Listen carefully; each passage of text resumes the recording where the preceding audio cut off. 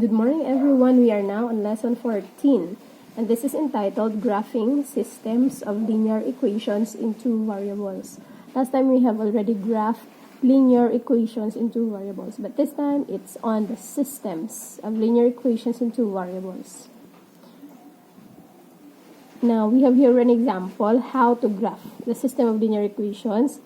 So let's try this. The systems 3x minus y equals 3 and 2x plus y equals 2.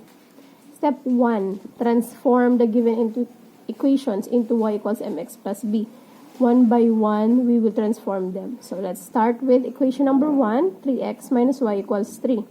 First, to become y equals mx plus b, we will add the opposite sign of 3x. So that will be negative 3x to both sides of the equation. So copy 3x minus y equals positive 3. Let's add negative 3x to both sides. Okay, so 3x minus 3x becomes 0. What will remain is negative y only equals 3x plus 3. Now we don't answer negative y. It cannot be. So we will multiply both sides of the equation, both negative y, negative 3x plus 3 with negative 1. So, enclose it in parentheses and multiply or divide, pwede. Multiply or divide by negative 1. Then, so, let's multiply. Negative 1 times negative y equals, and then distribute negative 1 to negative 3x and 3. That will become 3x minus 3. This is already in y equals mx plus b, and so we can have our slope and y-intercept. The slope here is the numerical coefficient of x. So slope m equals 3, and y-intercept is the other number here. That's negative 3. We're done with equation number 1. Let's go to equation number 2.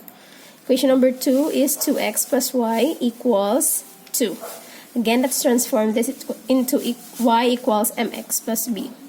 We will do away with 2x, so we will add the opposite sign of 2x, which is negative 2x, to both sides of the equation. Copy 2x plus y equals 2. Add negative 2x to both sides.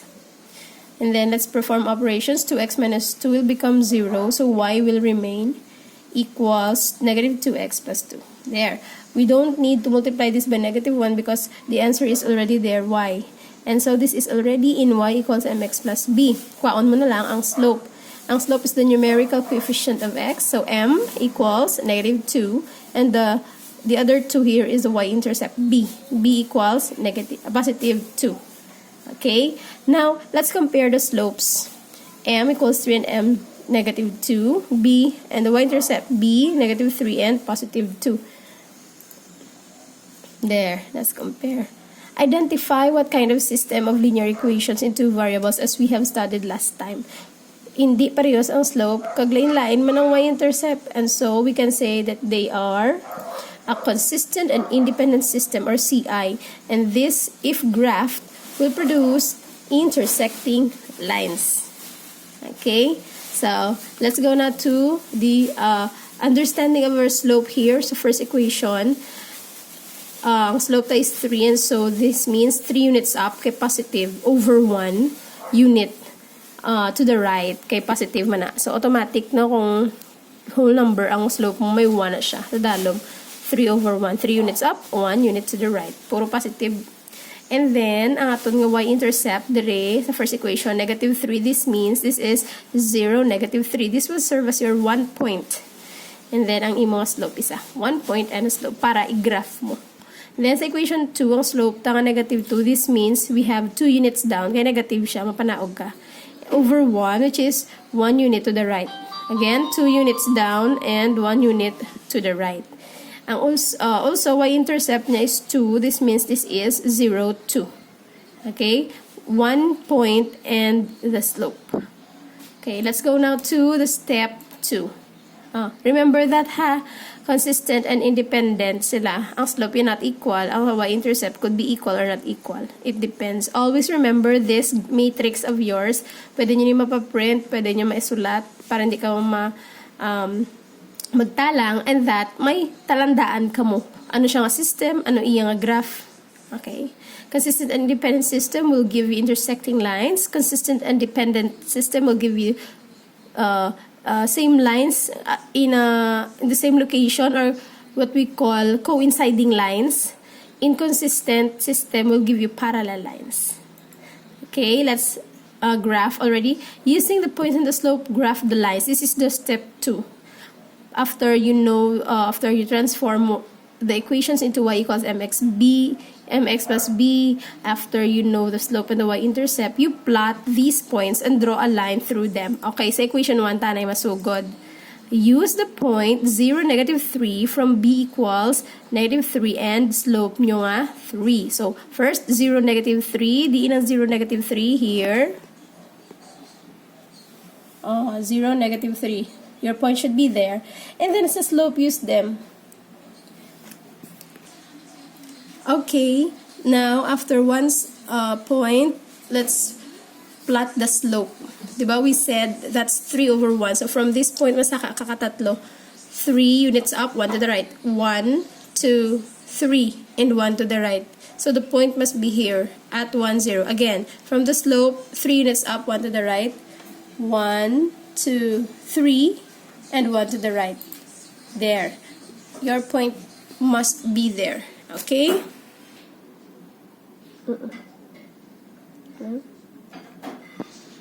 I stand corrected, and so the slope must be 3, 1, 2, 3. 3 up and 1 to the right. So here, there, that's correct. Now, let's join the 2 points. Let's make a line through them using your ruler. There's your first point. The first equation has 2 points with 1 line.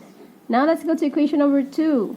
Let's use the point 0, 2 from y-intercept, or b equals 2, and slope m equals -2.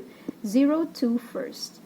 So here is 0, 2. The point must be here, correct? And then using the slope -2, this means that we will move from 0 to 2 units down, and then 1 to the right. So let's move from 2 units down, 1, 2, and then 1 to the right. Oh, they have the same point. Okay, so we will connect these 2 points. Again, 2 points down, or 2 units down, 1, 2, and then 1 to the right. There. And so, let us join these 2 points. There. That's another line. See, they had intersected into 1, 0. Okay, we have now our 2 lines from the 2 equations. There. That's the intersection point, which means the 2 lines met at 1, 0. Remember, this is the consistent and independent system. The graph is called intersecting lines, and the intersection point is the solution of the given systems. Where is this one solution? Here. That's 1, 0. Okay, there you go. Let's have another example. Solve the system of linear equation by graphing. The system 6x minus 2y equals -4 and -3x plus y equals 2. Step 1 is to transform the given equation into y equals mx plus b. So let's deal with equation number 1, 6x minus 2y equals -4. Now, we will copy 6x minus 2y equals -4 and add -6x to both sides, so that -2y will remain. Add -6x to both sides. This will become 0, and so it will remain as -2y equals -6x minus 4. We have to get rid of -2 to both sides, so we will divide both sides by -2. There, copy. Divide by -2 each of them. This will become y equals -6 divided by -2 is positive 3x. This will become plus because duwa ka negative ang gasunod. So negative times negative becomes positive. 4 divided by 2 is 2. So our final equation is y equals 3x plus 2. And so the slope is 3 and the y-intercept is b equals 2. Let's deal with equation number 2. Okay, -3x plus y, drat na naging kwa ha, equals 2. Okay, we will copy them and then add the positive 3x to both sides. There. So this will become 0. What will remain is y equals 3x plus 2. There. Wala na kasang i-multiplying or ano pa da. Paon mo na lang ang slope, which is 3, and y-intercept, which is 2. Take note, i-compare dayo ng slope. Pareho sila nga 3. Ang y-intercept pagid pareho sila 3. So may idea ka that this is a consistent and dependent system which produces coinciding lines. A line on the same line. Okay? So sa slope nita, para ka makaka-plot na kita, the slope means we have 3 units up and 1 unit to the right. And b equals 2 means, parehas na sila klasa, diba? O slope. And then, ang b equals to is 0, 2 nga point. Sing manadi. So, meaning, gamitin na ng equation 1, nga i-plot ta, tapos equation 2. Okay? Coinciding lines, ha? Okay. Plot these points and draw a line through them. Equation 1. Use the point 0, 2 from b equals 2 and slope, which is 3. So, 0, 2 first. 0, 2 is here. There, 0, 2. And then, use the slope. Tatlo ka units up. 1 to the right. 1, 2, 3. And 1 to the right. Again, 1, 2, 3, and 1 to the right. The point must be there. And so, i-connect mo para makahimo ka na line. There. Next, equation 2. Use the point 0, 2. Pareho sila, no? So, diri man gyapon. 0, 2. Okay, there you go. Hanggang slope mo, 3 man gyapon. 3 up. 1, 2, 3, and 1 to the right. Dito magyapon. And draw another line. That is the black line. Amo na sa equation 2 mo. So, nakita nyo, duwa ka point sa first equation. Kag duwa ka point sa equation number 2 parehos.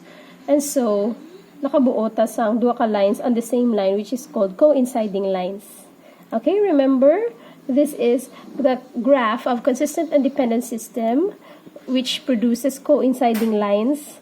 And all the points there, tanan na sa linya, are solution to the system. Kaya diba, many or infinite, no? Infinitely many solutions. Tanan na nga topic-topic da, solution na sa. Pwede nga 0, 2, na ini nga point, solution na. Pwede man nga 1, 5, solution man na. Are pagid, negative 1, negative 1. Are pagid, negative 2, negative 4, and so on and so forth. Damo solution. Okay, remember that. Now, sample number 3. Solve the system of linear equation by graphing the systems 2x minus y equals negative 3 and negative 2x plus y equals 2. First, transform the given equation into y equals mx plus b. First equation, 2x minus y equals negative 3. Add negative 2x to both sides. Okay, ang mabilin, negative y equals negative 2x minus 3. So, hindi ta pwede ka-answer nga may negative ang y. Multiply both sides by negative 1. And so, negative 1 times negative y becomes y. And then sa other side, will become positive. Okay, negative times negative equals positive. Negative times negative, positive. Y equals 2x plus 3. Get the slope and the y-intercept. The slope is 2 and the y-intercept is 3. Next, we'll do the same with second equation. Negative 2x plus y equals 2. Add. Ma-add ka to both sides the opposite sign of negative 2x, which is positive 2x. There. Ma-zero na ni siya. Ang mabilin y equals 2x plus 2 na lang. Okay? Wala ka na sa i-multiply or what. Guwaan na lang ang slope, which is 2, and the y-intercept, which is 2 also. Okay, compare now the slope. Pareho sila nga slope. But, ang y-intercepts nila, hindi parehos. And so, ano rin sa nga system? Same slope, but unequal or not the same y-intercept. You have an idea nga this is an inconsistent system. And this, when graphed, will produce parallel lines. Okay, so i-graph ta. Ang slope naton 2 units up and 1 to the right. And then ang aton y-intercept means 0, 3. This is your 1 point and a slope. Diri naman niya ang aton nga same no sa slope 2 units up, 1 to the right. And then ang sa aton nga y-intercept 0, 2 naman. Okay. Equation 1, use the point 0, 3 from b equals 3 and slope which is 2. Where is 0, 3? Here is 0, then 3. Your point should be here. There. And then, use the slope, 2 over 1, 2 up, 1 to the right, 1, 2, right. Diba? 1, 2, and 1 unit to the right. The slope must be there. Okay, connect the points. There is your first line. Okay, taon nyo lang line, ginalaba ko ginaha, alinda pa kadto dira kay para makita nyo gid ang beauty niya. Next, equation 2. Use the point 0, 2 from b equals 2 and slope, which is 2. So 0, 2, anay, 0, 2, here it is, there. And then 2 units up, 1 to the right, ha? Kaysa slope tangot 2. Sa kaduwa and 1 to the right. 1, 2, 1 to the right. That's your second point. Connect mo naman ni Dayan. Okay, there, the black line represents our equation 2. See, miski gatupaday na sila, they are always near each other, but they will never intersect, never touch each line. So, even if you extend that, palawigan mo, palabaan mo, hindi na sila magtanduganay. They are always facing each other, but they will never touch. That's the sad part for parallel lines. Okay? So, remember, this is the graph of the inconsistent system, and it will produce parallel lines. There are no solutions. Kaya wala sila nag-meet, wala sila nagtanduganay. Okay? Remember that. Keep on repeating this video. Kung gaanta ka mga examples, please follow the steps so that you will answer this lesson 14 activity. Okay? All you need to do is graph the following system of linear equations in two variables and indicate the kind of system. Number 1, isagin na siya ka-graphing paper. Amo man ang number 2, number 3. So, ang output nyo, tatlo kapares ang lines. Okay, identify please the system of linear equations and the kind of system. Thank you very much.